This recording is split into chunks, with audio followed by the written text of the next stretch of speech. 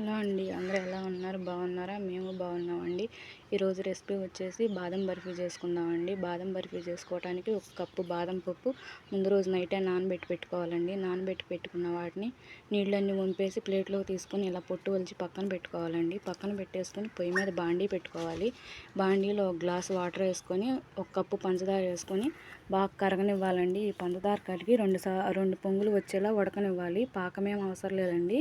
ఇది ఉడుకుతూ ఉండేలోపు మిక్సీ గిన్నె తీసుకొని మిక్సీ గిన్నెలో ఒలిచి పెట్టుకున్న బాదం పప్పు, 1 కప్పు జీడిపప్పు, 2 యాలకులు వేసి మెత్తగా గ్రైండ్ చేసుకోవాలి. బాగా మెత్తగా గ్రైండ్ చేసుకున్న దాన్ని ఈ పాకంలో వేసి కలుపుకోవాలండి. ఇలా కలుపుతూనే ఉండాలి.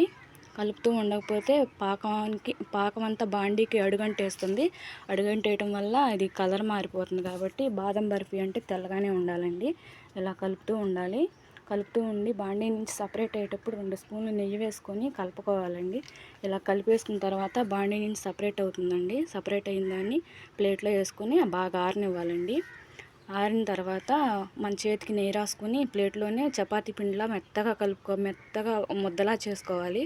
ముద్దలా చేసుకున్న దాన్ని ప్లేట్ వెనక వైపు తిప్పి నెయ్యి రాసుకొని ప్లేట్ మీద పెట్టి చపాతీ కర్రతో ఒత్తుకోవాలండి. కొంచెం మందపాటి చపాతీలా ఒత్తుకోవాలి, మరీ పలచగా కాకుండా.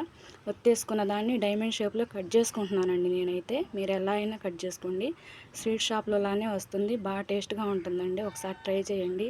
మీకు వీడియో నచ్చినట్టయితే లైక్ చేయండి, షేర్ చేయండి, కామెంట్ చేయండి. ఛానల్ని అయితే సబ్స్క్రైబ్ చేసుకోండి. ప్లీజ్ షేర్ చేయండి.